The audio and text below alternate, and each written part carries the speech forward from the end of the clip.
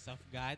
At ang topic naman po natin ngayon, katulad ng isa doon sa nabanggit ni Sister Marian kanina, meron tayong salvation.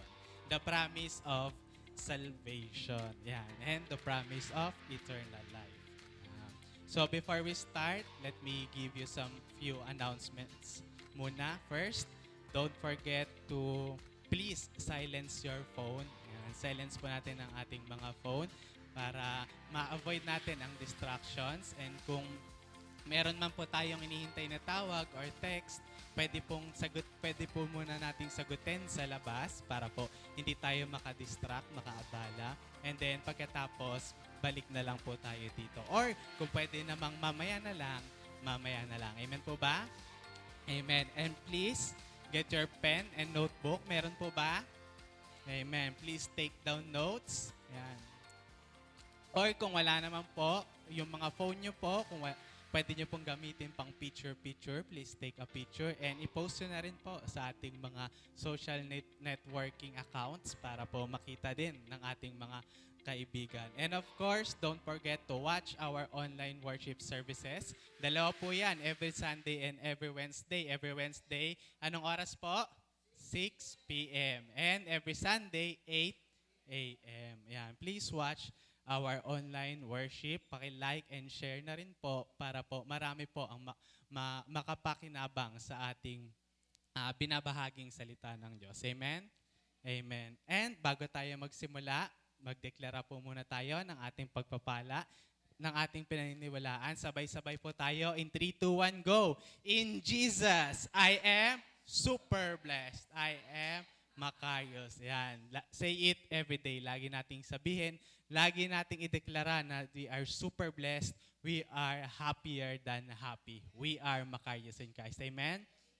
Amen. Yan. So, again, magpatuloy na po tayo under the series Standing on the Promises of God. And ang ating pong lesson is the promise of salvation. Ang key verse po natin ay matatagpuan sa 1 John chapter 5, verse 13. Pakisabayan nga po akong basahin. I have written this to you who believe in the name of the Son of God, so that you may know you have eternal life. Yan. So bago po tayo pumalaot sa ating aralin, bago tayo magpatuloy, may itatanong lang po ako. Linawin ko lang po. Tanong lang po ito, hindi pa naman po ngayon. Sino dito ang sigurado kapag namatay sa langit pupunta? Amen. Yan. Sino dito sure na sure? Taas ang kamay. Parang naubos. Sino dito ang sure na pupunta sa langit? Amen. Yan. Mamaya itatanong ko ulit yan. Let's hope lahat tayo sabay-sabay magtataas ng kamay. Amen? Amen. Well, kung naiintindihan nyo, kung lahat ay nagtaas ng kamay na siguradong sa langit pupunta, puputulin ko na po sana yung lesson na to. Tama na, uwian na. Pero dahil merong mga hindi maitaas ang kamay, merong nabibigatan, magpatuloy po tayo. Yan. So, sa mga nagtaas ng kamay, sa mga sigurado, bakit? Dahil ba mabait ka? Dahil ba wala ka namang naabalang tao, wala ka namang inaapakang tao? Dahil ba hindi mo naman nakakalimutang tumawag sa Diyos palagi? Dahil ba paggising sa umaga, tsaka pagpikit ng mata sa gabi, pagtulog, nagdadasal ka naman? Yun ba? Yun ba yung dahilan?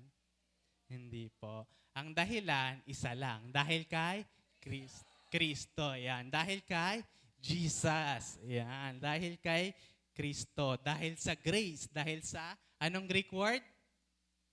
Charis. Yan. Kitang-kita mo yung mga umaattend ng Wednesday every 6 p.m. Yan. Dahil sa charis, grace. Dahil sa biyaya ng Diyos. Ano po yung verse natin dyan? Alam na dapat natin yan. Ephesians chapter 2 verses 8 to 9. Yan. Sabayan nyo nga po ako. For it is by grace, charis, you have been saved through faith. And this is not from yourselves. Hindi sa'yo. It is the gift of God, not by works, so that no one can boast. Yan. His grace, tandaan po natin, hindi tayo. Bakit? So that no one can boast. Yan. Isa itong gift or regalo. Salvation is a gift. Amen po ba? Amen. Pero ang isang regalo, kahit gaano kaganda, kahit gaano kapaki-pakinabang, kung hindi mo tatanggapin, bali wala din. Amen? Amen. So, sino po dito yung kapag niregaluhan ko ng iPhone 16 Pro Max 1 terabyte, tatanggapin agad? Di ba? Taas kamay, walang pakundangan. Ako po. Yeah. Sino dito kapag nalaman merong nagpapamigay ng regalo, ipagsasabi agad sa kapamilya para makatanggap agad? Amen. Pagsasabi sa mga kamag-anak, di ba? Sa mga mahal sa buhay. Sino dito yon? Doon may namimigay doon tayo. Di ba? Ayan. Again, salvation is a gift. Amen? Amen. So alam niyo na yung susunod na tanong ko. Sino dito ang naichismis na ang magandang balita ng kaligtasan sa kanyang kapamilya? Amen. Sa kanyang mga kamag-anak. Amen. Sa mga mahal sa buhay. Amen. Mas mahalaga pa yon sa iPhone 16 Pro Max 1 terabyte. Ang kaligtasan, ang salvation gives us eternal life, panghabang buhay. Amen? Amen. Sige po, palakpakan po natin ang Diyos. Ayan. Ayan. Marahil yung iba sa atin na i-share na, di ba? Pero yung iba, di nila ma-share yung good news of salvation. Bakit? Kasi siguro, di nila alam kung paano sisimulan, di ba? Well, kapatid, madali lang. Sabihin sa katabi, madali lang. Yan. Hayaan niyo pong i-share ko po sa inyo saglit kung paano. Ayan. So, handa na po ang mga ballpen at ang mga notebook. Isulat po natin yung mga verses na to kasi ito lang naman, konting verse lang ang kailangan natin para ma-share natin ang good news of salvation. Ready na po ba? Amen. Yan. Unang principle, first year pa lang ng ating church, sinasabi na ito, na ituro na sa atin, Pastor. Everything starts in your born-again spirit. Amen? Ito po yung verse natin. Sulat na agad. John chapter 3, verses 3 to 7.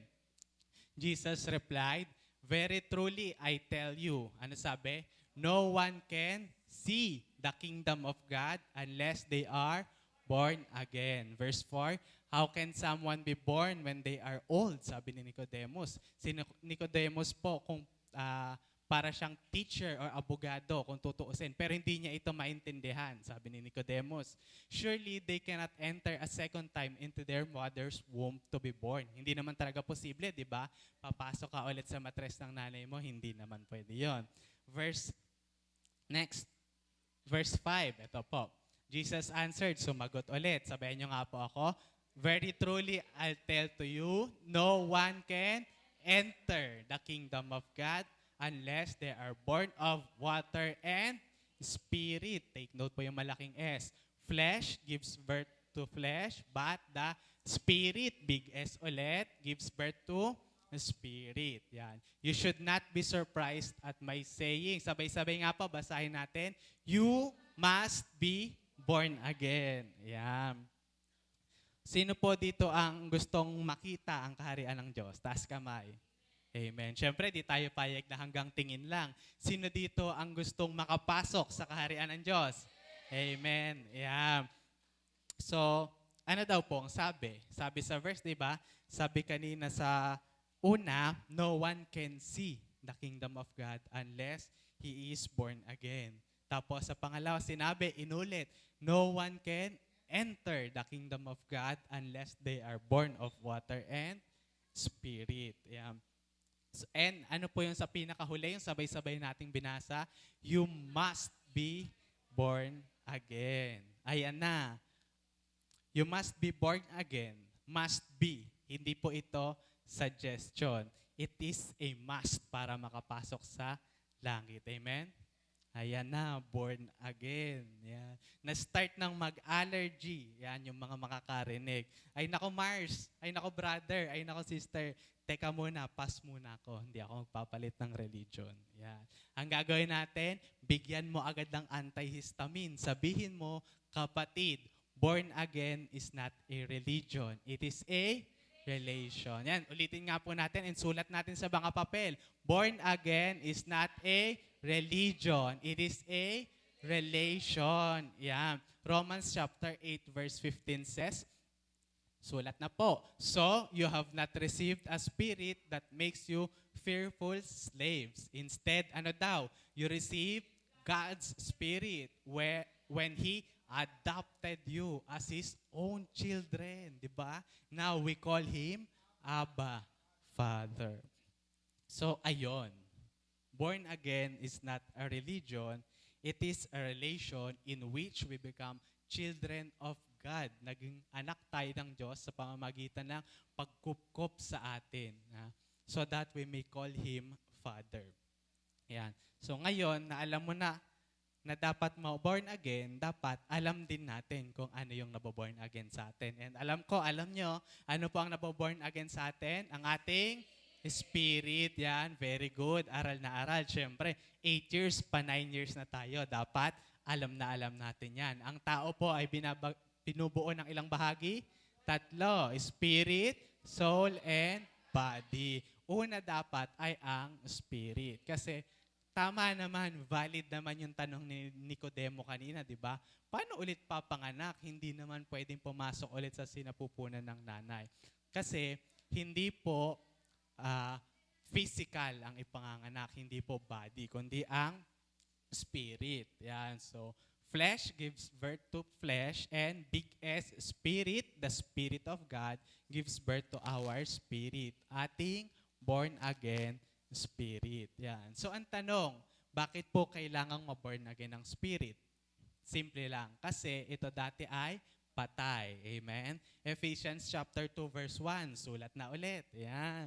In the past, you were spiritually dead. Dahil bakit? Because of your disobedience and sins. Yan. So, kailan? Kailan ba yun? Way back sa Garden of Eden. Natatandaan nyo yung sinabi, yung topic natin nung nakarang buwan, yung deception ni Satan, di ba? Sabi ng Diyos, if you eat this, you will surely die. Di ba? Ano sabi ni Satan? Sinabi ba talaga? Di ba? Well, ito yung sinasabi natin, hindi nagsisinungaling ang Diyos. Nung kinain nila, hindi sila namatay physically, pero may namatay sa kanila. Ano yon? Spirit. Kaya, kailangang ma-born again. Dahil nung namatay ang ating spirito, na-separate tayo sa ating Diyos. Amen? Anong gagawin para makalapit ulit? Kailangan ma-born again ang ating spirit. Ayan. Bagamat ito ay isang utos, di ba? You must be born again. Mga kapatid, ito rin ay isang regalo, gaya ng nabanggit natin sa Ephesians 2:8-9, di ba? Ang kaligtasan, libre. Amen? Meron po bang regalo na may pabayad? Wala. So, libre ang kaligtasan. So, kung pinanganak tayong muli at meron buhay na ang ating spirit, meron na tayong salvation in term, eternal life sa langit. Amen? Amen. Ganun lang po yung kasimple. Natandaan niyo po ba yung mga verse? John chapter 3, 3-7.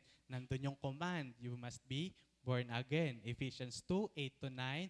By grace tayo naligtas. Amen? Ano pa? Romans chapter 10 verse 15, di ba? 8:15. Oh, 'di ba? Very good yung mga nagsulat, 'di ba?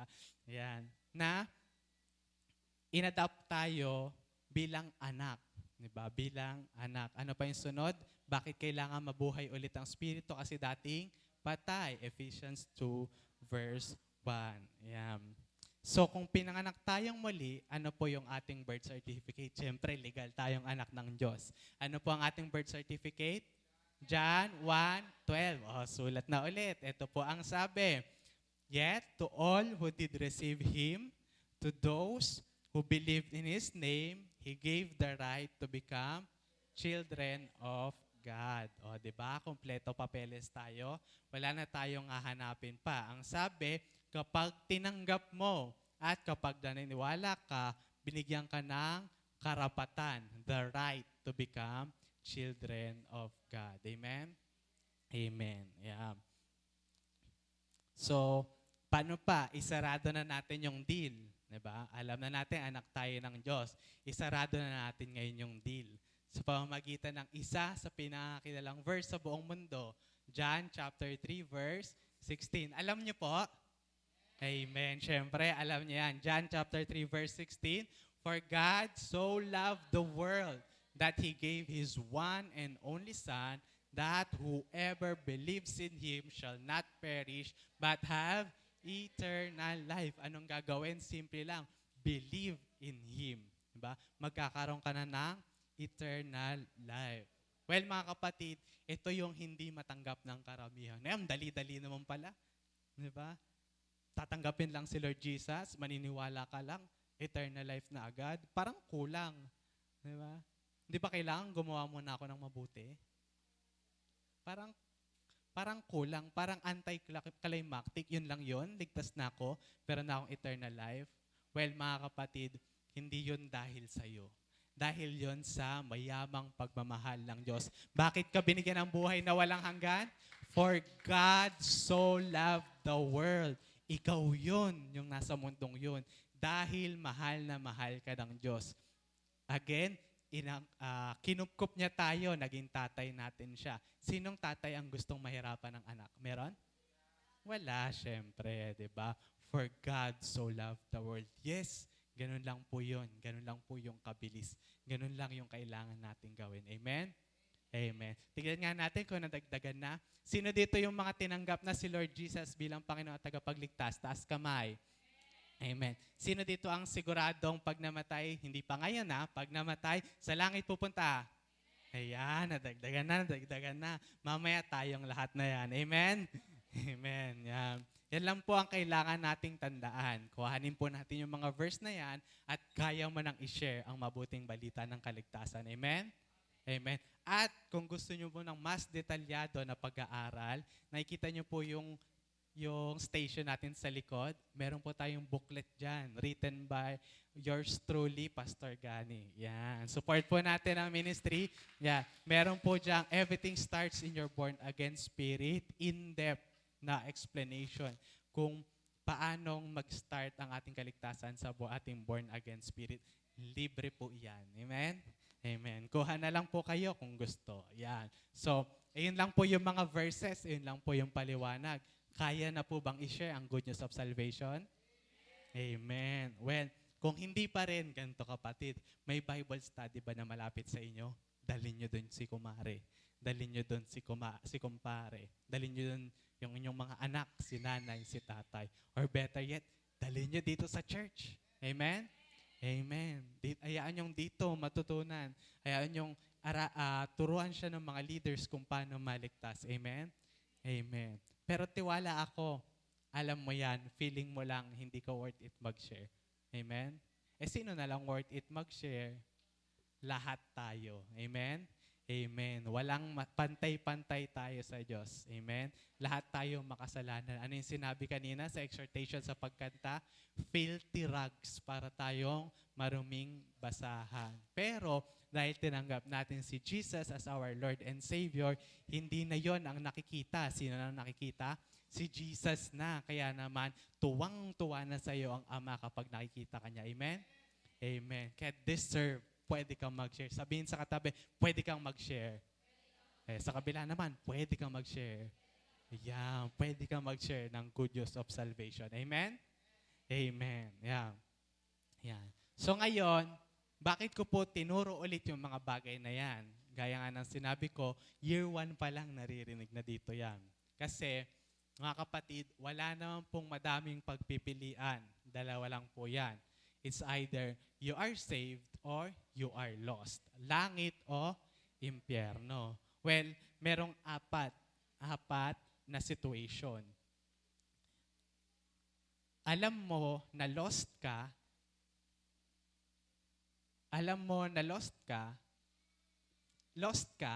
pero alam mo din na lost ka. Hindi ka ligtas at alam mo din na hindi ka ligtas. Mga kapatid, that's very tragic. Pangalawa, alam mo na hindi ka ligtas pero tingin mo ligtas ka. Naku kapatid, mahirap po yun. Pangatlo, ligtas ka pero hindi mo alam na ligtas ka pala. Hindi ka sigurado. That's unsettling mga kapatid. Pang-apat, inyong gusto ko pag-uwi natin. Ligtas ka at alam mo na ligtas ka. Amen? That is very comforting. Amen? Sige po, palakpakan po natin ang Diyos. Amen. Amen. Dalawa lang po. Ligtas o hindi, langit o impyerno. So, uulitin ko po yung tanong kanina. Titignan po natin kung nadagdagan. Hindi pa naman ngayon. Pero kung mamamatay ka, sino dito ang sigurado sa langit pupunta? Amen. Yan. Konti na lang. Yan. So, sigurado ka ba na meron kang eternal life? Yan. Amen. Kaya sa umagang ito, pag-usapan po natin. Siguraduhin po natin na tayo ay ligtas na at nasa atin ang promise of salvation, ang promise of eternal life. Ngayon, pag tinatanong ka kung saan ka pupunta pag namatay ka, does it bother you mga kapatid? Medyo parang nahihirapan ka bang sagutin? Nag-aalangan ka ba sa isasagot mo? Hindi sigurado. Bakit? Kasi kung sigurado ka sa sarili mo na nasa iyo ang promise of eternal life, hindi ka dapat mababother. Hindi ka dapat mahirapang sumagot, hindi ka dapat mag-aalangan.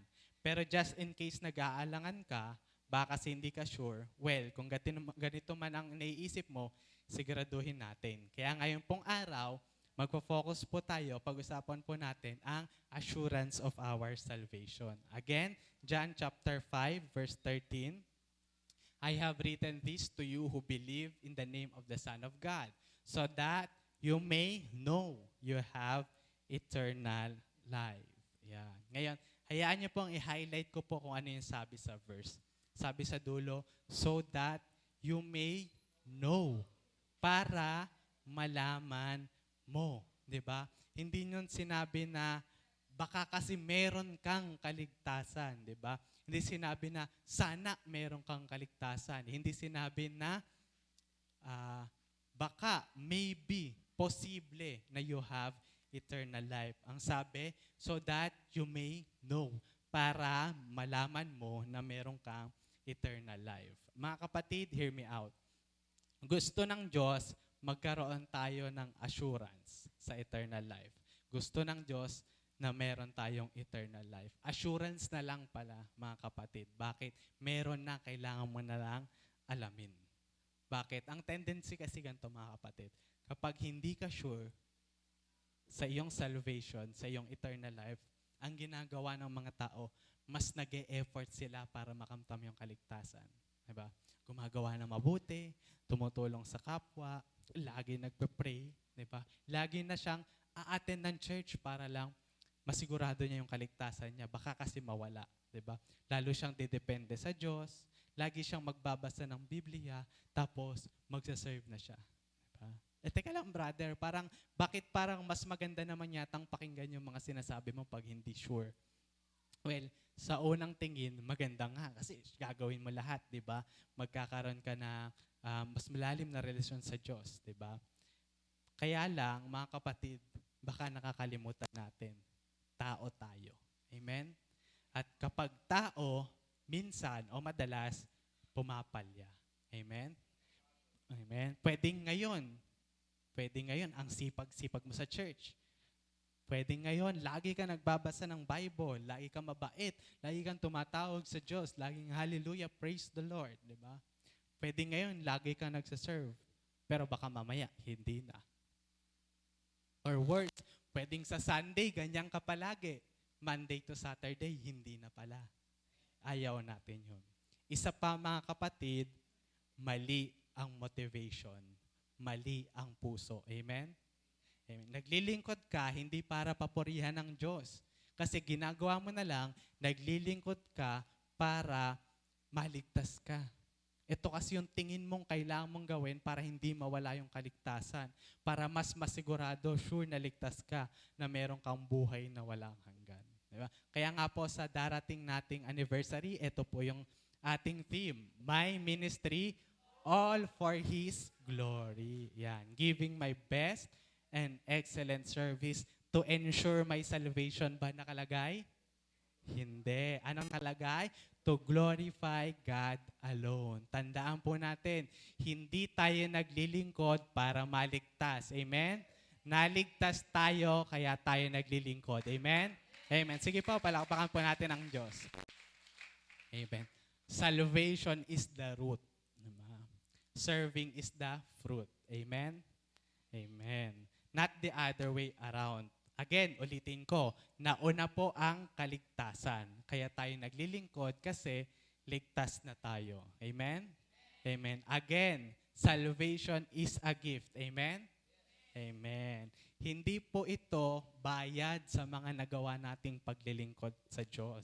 Hindi po ito yung natatanggap nating reward kapag mabait tayo. Amen? Kasi kung bayad to, kung sweldo mo to sa paglilingkod, mga kapatid, kahit hindi ka na magpahinga, kahit mag-overtime ka na mag-overtime, kahit hindi ka matulog, kahit pati holiday pasukan mo paglilingkod, hindi mo mababayaran ang kaligtasan. Amen? Amen. Masyadong mahal ang presyong ibinayad para sa kaligtasan, para bayaran mo ng paglilingkod mo. Amen? Amen. Again, hindi tayo naglilingkod para maligtas. Naglilingkod tayo kasi tayo ay ligtas na. Amen. Yan. Kumbaga, kung ang kaligtasan ay right minus wrong, kung susubukan mo itong bayaran, kumbaga, pag nakagawa ka ng mabuti, +1 sa langit. Diba? Pag maganda, +5 sa langit. Tapos, nagkasala ka, -1. Dumain si kumaring kinaiinisan, ano na ba yan? -1. Nakalimutan mag-pray, -1. Nako mga kapatid, baka negative pa yung score natin pagdating ng dulo. Amen? Buti na lang ang kaligtasan, walang bayad, regalo. Amen? Amen. Sige po, walakpakan po natin ang Diyos. Amen. Salvation is not based on our works, but upon the finished work of Jesus on the cross. Amen? Again, hindi ikaw, si Jesus. Amen? Amen. Yeah. The focus, and if we place our trust in Him and what the Lord has done, we become eternally secured. Sigurado. Again, hindi ikaw dahil kay Kristo, dahil kay Jesus. Amen? The focus of eternal salvation is the work of God. What God has done, hindi tayo. Kaya naman, confident dapat tayo na ang pangako ng Diyos na ito ay nasa atin habang buhay. Amen? Amen. So ngayon naman po, pag-usapan natin, why do people doubt that they have eternal life? Bakit ba yung iba nagda-doubt, ayaw nilang paniwalaan? Well, mga kapatid, kapag tinanong mo ang isang tao o isang Kristiyano, for that matter, paano ka naligtas? Itong sasagot nila. Yung alam din natin. Ang isasagot nila, tinanggap ko kasi si Jesus bilang Panginoon at tagapagligtas. Pero pag tinanong mo kung sigurado ba siya ligtas na siya, minsan ang sagot, oo, ligtas naman siguro ako baka. Sana. Posible naman. Sumabay naman ako nun sa prayer of salvation. Sabi naman, pag sumabay daw sa prayer of salvation, maliligtas naman. Pwede na siguro yun. Mga kapatid, let me tell you this. Kapag po sumabay tayo sa prayer of salvation, hindi po ito garantiya na ikaw ay maliligtas. Amen? Only if sumabay ka at ipinanalangin mo po ang prayer of salvation ng bukal sa iyong puso, mula sa iyong puso. Amen? Amen. Yan. Kaya po, every time na may prayer of salvation, sumabay pa rin po tayo para at least sure na sure tayo. Tinanggap natin si Lord Jesus as our Lord and Savior. Amen? Amen. Yan. Mga kapatid, if you doubt that you have the gift of eternal life, if you doubt na ikaw ay ligtas, if you doubt na you are eternally secured ba kay God, more likely than not, ito po ang rason kung bakit. Ano po yung number one na reason? They are not truly saved. Tingnan niyo po yung naka-highlight at naka-underline. Truly saved. Baka kasi hindi tunay na naligtas. Kasi pag tinanong mo, paano ka ba naligtas?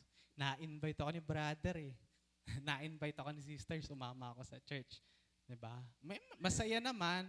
Maganda yung kantahan sa una, buhay na buhay. Diba? Tapos, yung nagtuturo, mga words of God naman, di ba? Masaya pala sa church, so umattend na ako. Tapos dapat daw may ministry, so nag-serve na rin ako. Nag-pray ako noon, nung prayer of salvation, sumabay ako. Feeling ko naman, ligtas ako. Take note of the word. Feeling ko naman, ligtas ako. Mga kapatid, mahirap kung feeling mo lang yon. Amen? Mahirap kung hindi ka sigurado.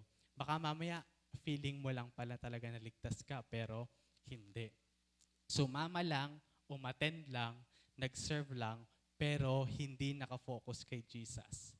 Never really trusted God, sumabay lang sa prayer of salvation. But they never really received Jesus as their Lord and Savior from the bottom of their hearts. Sa nguso pala, hindi sa puso. Ligtas sa nguso. Yan. Tanong ko lang po ulit. Taas po ang kamay. Sino po dito yung sigurado na tinanggap nila si Jesus bilang Panginoon at tagapagligtas? Amen. Sige po, ipalakpak ang kamay sa ating Diyos na buhay. Amen. Well, kapatid, ikaw at ang Diyos ang nakakaalam. Hindi po si pastor ang magsasabi na sa'yo, okay, ligtas ka nga. Hindi po si brother ang magsasabi sa'yo. Hindi po si sister ang magsasabi sa'yo, okay, ligtas ka nga. Ikaw at ang Diyos ang nakakaalam. Amen? Amen. Mainam po na maging sigurado ka kasi hindi po porket nasa church ka, ligtas ka na. Amen? Ano po yung verse natin yan? Matthew chapter 7, verses 21 to 23. Verse 21, sabayin nyo nga po ako.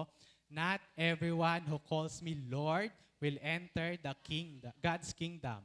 The only people who will enter are those who do what my Father in heaven wants. Verse 22, next verse po. On that last day, many will call to me, Lord. They will say, Lord, Lord, by the power of your name we spoke for God, and by your name we forced out demons and did many miracles. Verse 23, then I will tell those people clearly, get away from me, you people who do wrong. I never knew you. Diba? Hindi porket naglilingkod ka, siguradong ligtas ka na. Pero, hindi kami ang makakapagsabi. Again, ikaw at ang Diyos lang ang nakakaalam. Amen? Amen. Ligtas ka kung alam mo sa sarili mo at alam ng Diyos na tinanggap mo si Jesus bilang Panginoon at tagapagligtas ng bukal sa puso. Amen? Kaya dapat sigurado. Sabihin nga po sa katabi, dapat sigurado. Sa kabila naman, dapat sigurado. Yan. Dapat sigurado. Number 2, na reason kung bakit nagda-doubt ang mga tao. Number 2 is because of their sin. Yan. Kasalanan. Mga kapatid, sin short circuits our assurance. Diba? Tandaan nyo po ito. Natural po sa tao ang magkasala. It is in man's nature to sin. Kahit Kristiyano ka pa, hindi ka exempted. Amen? Sige nga. Sino po dito yung hindi na nagkakasala? Yan, wala. Kasi pagpa-pray na natin, di ba? Kasi baka makagawa pa ng kasalanan eh. Yan. Silip lang po tayo ng ilang verses ng mabilis. Yan. Is it possible for a Christian to sin? Posible ba? Yes. Ano po yung verse? 1 John chapter 1, verse 8. If we say that we have no sin, we deceive ourselves and the truth is not in us. Niloloko natin sarili natin pag sinabi natin hindi tayo nagkakasala. Yan. So lahat naman pala nagkakasala. Tanong, gusto ba ng Diyos na magkasala tayo? The answer is a big fat no. No. Ano po yung verse? 1 John chapter 2, verse 1. My little children, these things write I unto you, that ye not sin. And if any man sin, we have an advocate with the Father. Sino yon? Jesus Christ, the righteous. Tayo, mga kapatid, natural na nagkakasala. Pero si Kristo na nasa atin, hindi. At tuwing tayo ay nagkakasala, meron tayong advocate, meron tayong abogado na pinapatuwid tayo sa harap ng ating Ama. Amen? Amen. Ayaw ng Diyos sa kasalanan. Kaya kapag tumingin siya ng tayo lang, ayaw din ng Diyos sa atin. Filthy rags lahat ng ginagawa natin. Pero dahil natin sa atin si Kristo, sino nakikita ng ating Diyos? Si Lord Jesus na nasa ating puso. Kaya naman, natutuwa na siya tuwing nakikita niya tayo. Ang cute-cute talaga ng anak ko sa Amen? Amen. Yan. So ang tanong, if a Christian sins, kung ikaw na anak ng Diyos ay nagkasala, ano ang kailangan nating gawin? Alam na alam natin yan. Kailangan nating i-confess. Amen? Ano po yung verse sa 1 John din? 1 John chapter 1 verse 9. Dapat po tandaan natin to. If we confess our sins, He is faithful and just to forgive us to our sins and to cleanse us from all unrighteousness. Tandaan nyo po, ang Diyos ay faithful magpatawad, papatawarin at papatawarin kanya. Amen? Pero wag niyo pong kakalimutan yung kasunod. Just to forgive. Di ba? Patas din po ang Diyos. Tayo ba pag nagkasala dito sa earthly parents, napapalo? Siyempre, di ba? Ganon din ang ating Ama sa Langit. Hindi naman nagkasala ka, okay na yan, good na yan. Hindi. Minsan may pagdisiplina din. Amen? Amen. Consider it pure joy kapag dinidisiplina ka. Kasi kapag dinidisiplina ka, anak ka talaga. Kasi kung hinahayaan ka magkasala, hinahayaan ka lang, hindi ka tinatama, ay nako, magtaka ka na. Baka hindi yan concern sa'yo, bahala ka na sa buhay mo. Baka hindi ka pala talaga anak. Mahirap yon. Amen?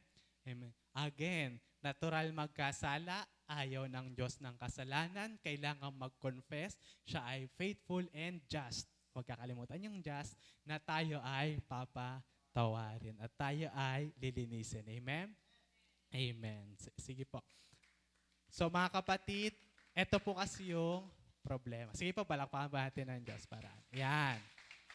Papatawarin at papatawarin kanya. Kaya lang, here is the problem. Kapag ang tao nagkasala, nagigilty. Feeling niya, ang sama-sama na niyang tao. Feeling niya, i-reject niya siya ng Diyos. Sabi niya, alam mo, dati ligtas ako eh. Kaya lang nagkasala ako. Wala. Feeling ko galit na sa akin yung Diyos. Di na rin ako nakakapagbasa ng Bible. Di na rin ako nakaka-attend sa church. Wala na. So, kapag may visit ang mga leaders, tinataguan na. Bigla nang busy na lahat sa gawaing bahay. Inaasikaso ang mga anak, ang mga apo, na wala na. Mga kapatid, let me tell you this. Hindi nawala ang salvation mo kung ikaw ay ligtas talaga. Ang nawala sa'yo ay ang assurance mo sa sarili mo. Again, lagi nating sinasabi, hindi nawawala ang salvation. Ang nawawala ay letter J, joy of our salvation. Makikita niyo po yan sa Psalms 51 verses 12 to 15. Basahin niyo na lamang po. Assignment, Psalms 51 verse 12 to 15. Hindi nawawala ang kaligtasan, ang nawawala ang joy ng kaligtasan. Or, eto kasi ang mahirap. Baka in the first place, hindi ka naman pala talaga naligtas. Diba? Again, kung sino man makakapagsabi, ikaw at ang Diyos lang. Amen? Amen. So number 3, eto, mahalagang pag-usapan natin to. Number 3 is overemphasis on emotion. Madaming tao ang ligtas kapag masaya. Amen? Madaming tao ang ligtas kapag pinagpala. Amen. Kaya lang, paano pag hindi na? Oo nga, napagalitan. Paano na? Nawala na. Diba?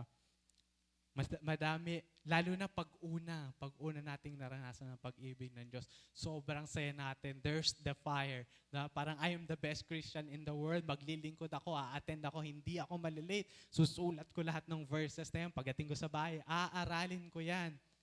Binigyan ng pagsubok, nawala. Bakit? Ligtas lang siya kapag masaya. Kasi pagka ganon, hindi tunay ang kaligtasan na natanggap mo. Amen? Amen. Hindi ka ligtas base sa emosyon mo. Hindi ka ligtas kapag masaya kang nagpupuri sa Diyos. Kapag may event, masaya ka. Kapag hindi na, pag wala na, ano na mangyayari? Mga kapatid, madaling maglingkod kapag okay ang lahat. Amen? Siyempre, punta sa church, maagang gising, okay ang lahat, super blessed, maglilingkod ako sa Diyos. Paano pag hindi? Mga kapatid, anong tawag natin doon? Extravagant worship. Kapag naglilingkod tayo, kahit tayo may problemang pinagdaraanan. Amen? Amen. Sige po, palakpakan po natin ang Diyos. Amen. So, kapag ka may problema na, nagda-doubt ka na. Kapag nahirapan na, nagda-doubt ka na. Kapag nas-persecute na, nagda-doubt ka na. Mga kapatid, let me tell you something. Si Jesus din nahirapan.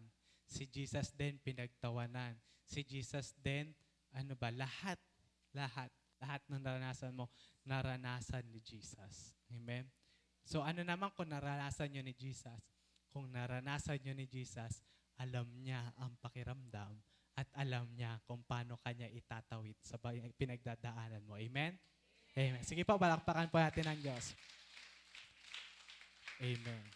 Kagaya ng sinabi ni Sister Marian kanina, ang Diyos ni Pablo, ni Moses, ni Abraham, ni Job, Diyos din natin. Kung paano niyang dinala ang mga taong iyon noong una, ganun din niya tayo dadalhin way past our problems. Amen?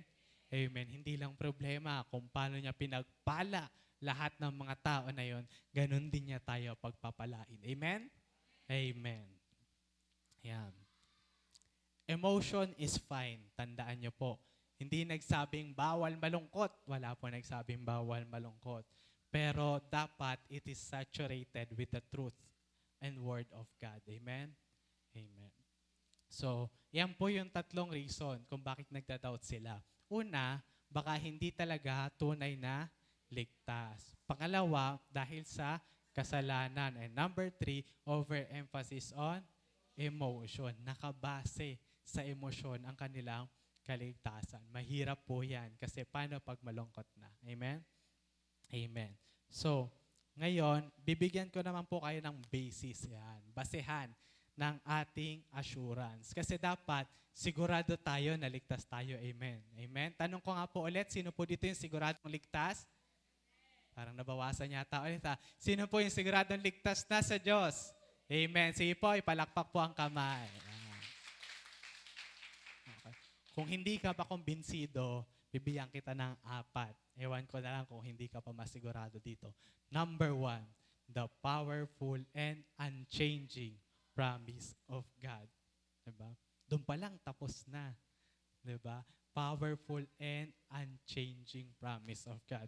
Nabasa mo ba sa Bible na may eternal life ka? Bakit? Sabi sa John 3:16, for God so loved the world. Dahil mahal ka ng Diyos. Hindi nagbabago yung promise ng Diyos. Amen?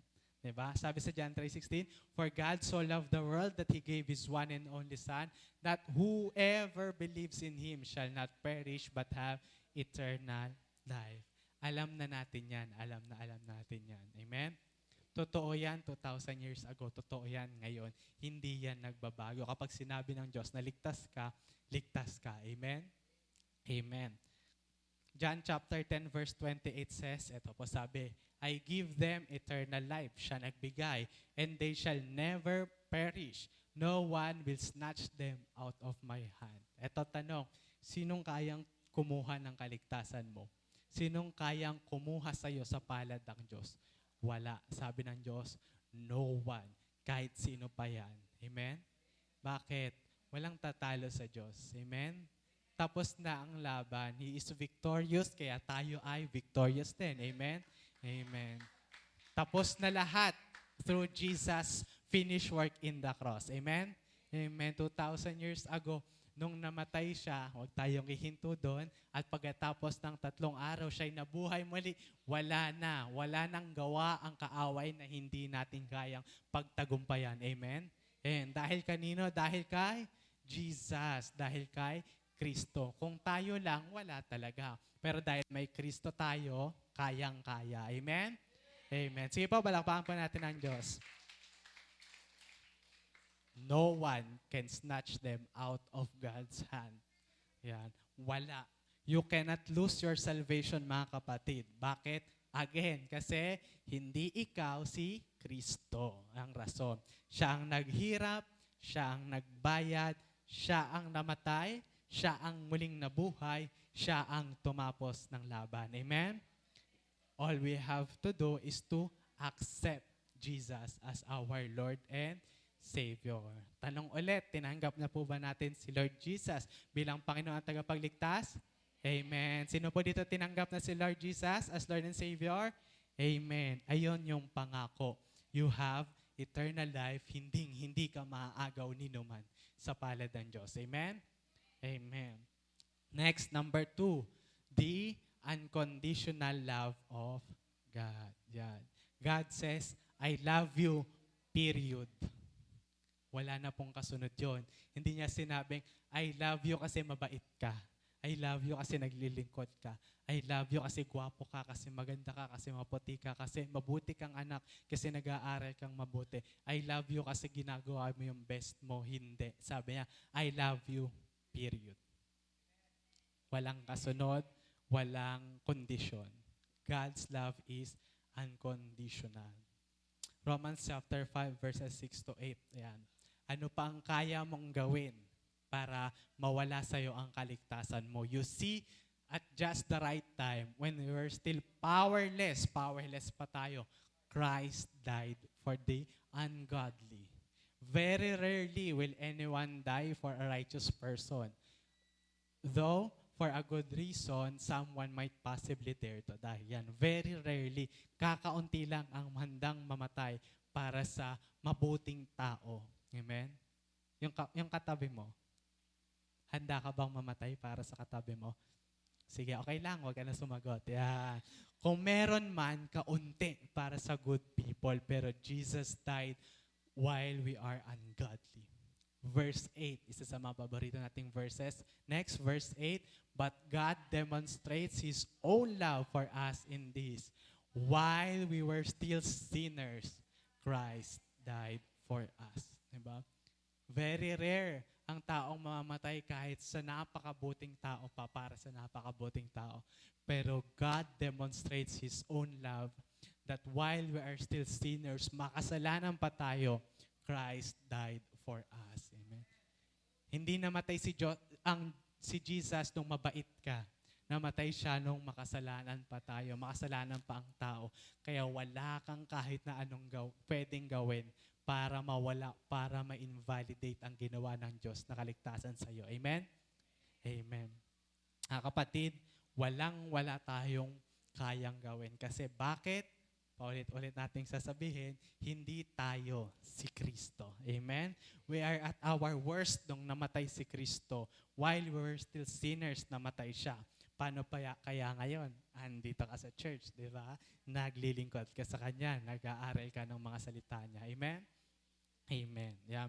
Nothing can separate you kasi again, hindi tayo si Kristo. Ulitin ko nang uulitin. Hindi tayo naligtas dahil sa ating mga gawa, kundi dahil sa pagmamahal ni Kristo sa atin. Pagmamahal, habag, biyaya ng Diyos sa atin. Amen? Amen. Kaya, what in the world can you do to be unsure of your salvation?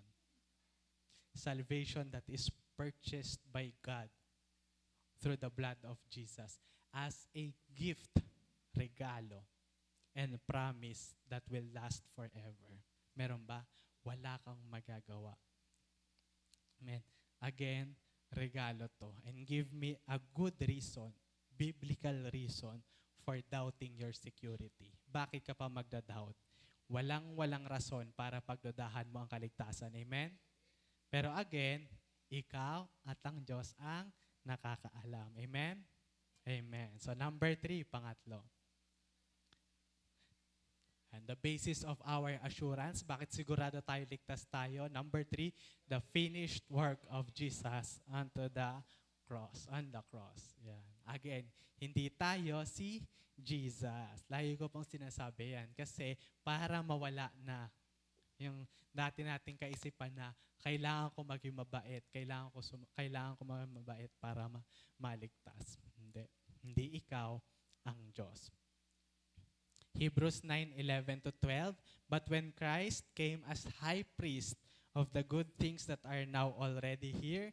He went through the greater and more perfect tabernacle that is not made with human hands.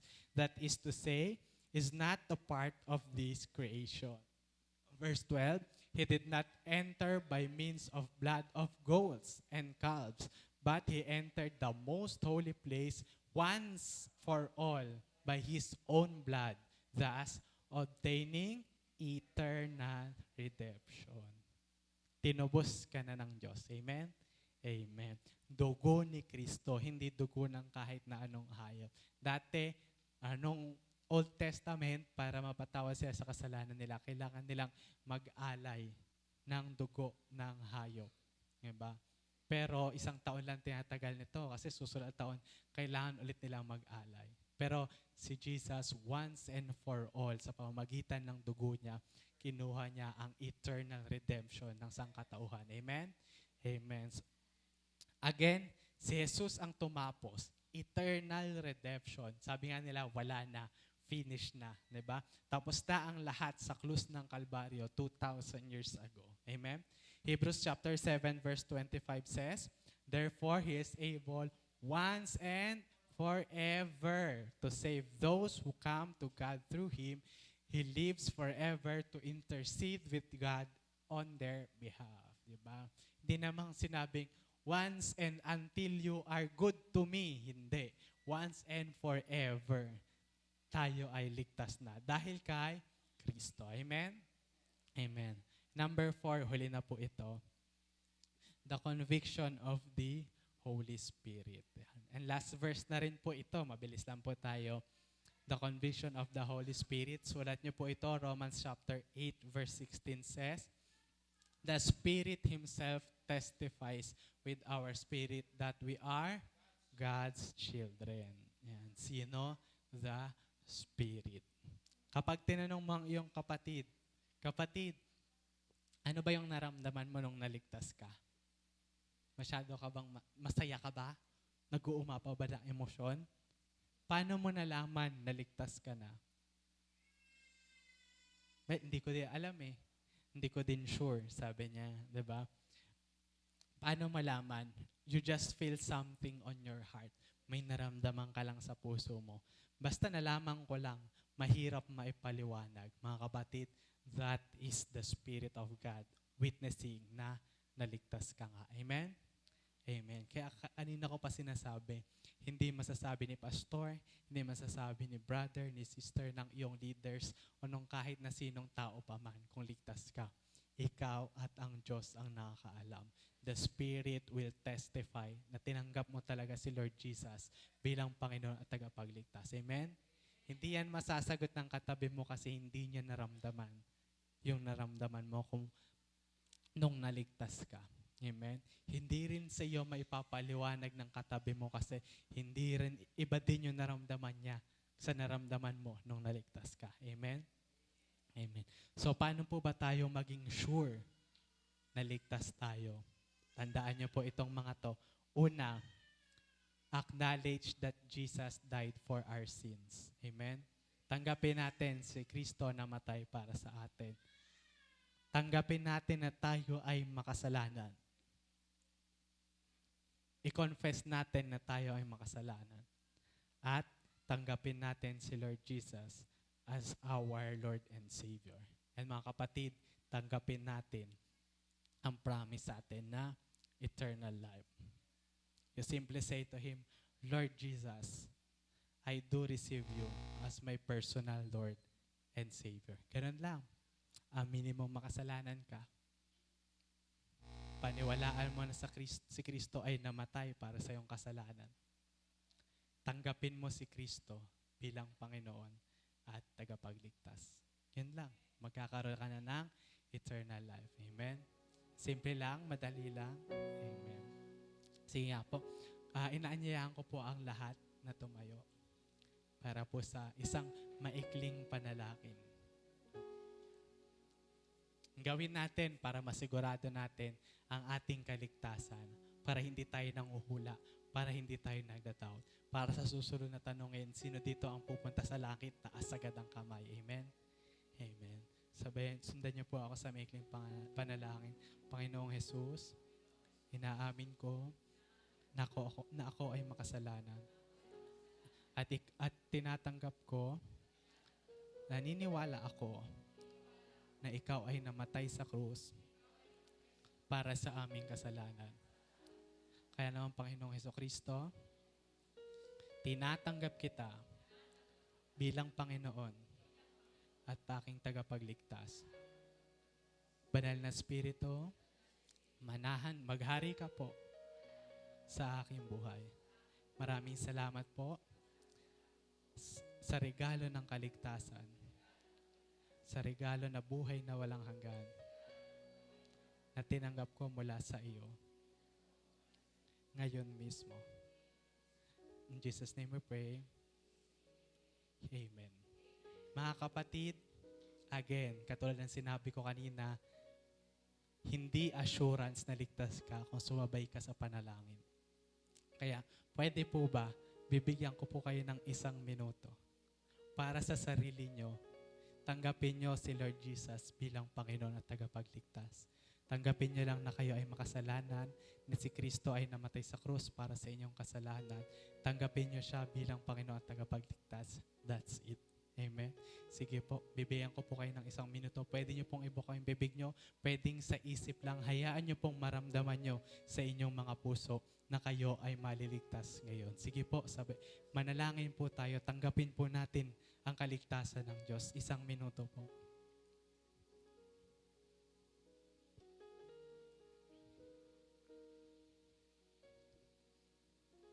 Hallelujah. Thank you, Lord. Thank you, Jesus.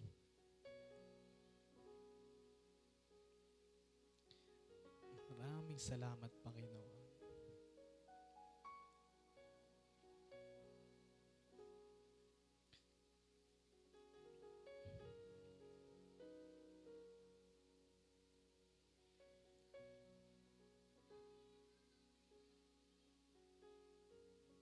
Thank you, Jesus.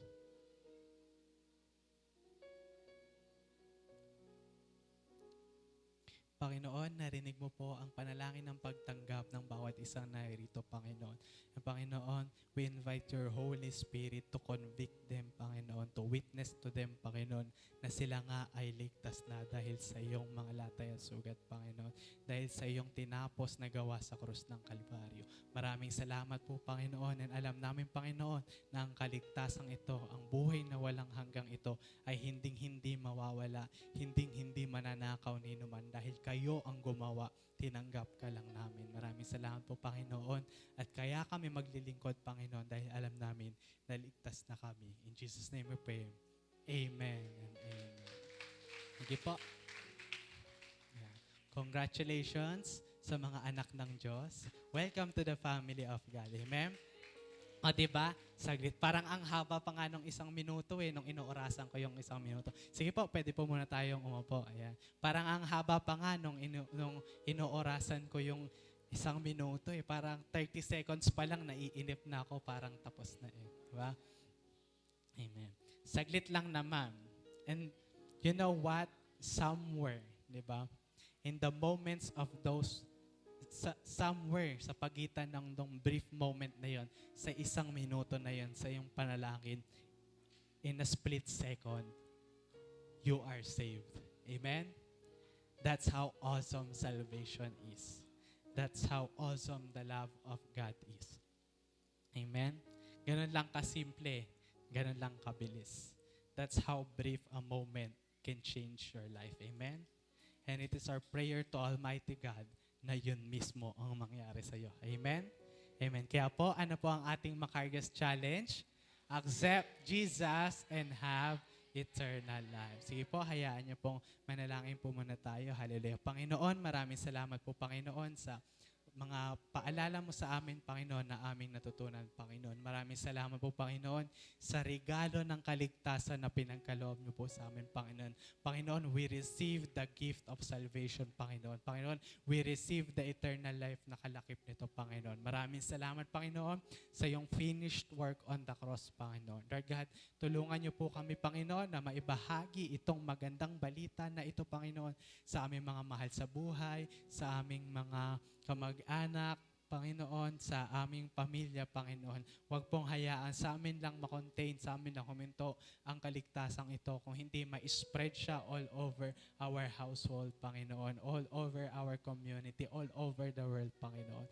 Maraming salamat po, Panginoon, dahil sigurado kami na bigyan niyo po kami ng assurance, Panginoon, na kami ay ligtas at kailanman walang sinuwang makaagaw ng aming kaligtasan, Panginoon, pagkat ito'y galing sa iyo at hawak mo kami sa iyong mga kamay. No one can snatch us from you, Panginoon. Maraming salamat po, Panginoon. Sa iyo po namin binabalik lahat ng papuri, pasasalamat at pagsamba. In Jesus' name we pray. Amen. Amen. Again, ano po ulit ang ating Macarius Challenge? Accept Jesus and have eternal life. Ito na po yung tanong. Ito na po ulit. Sino po dito ang sigurado na siya ay ligtas? Taas ang kamay. Amen. Pumalakpak sa ating Diyos na buhay. Stay super blessed in Christ. We are Macarius. To God be the glory.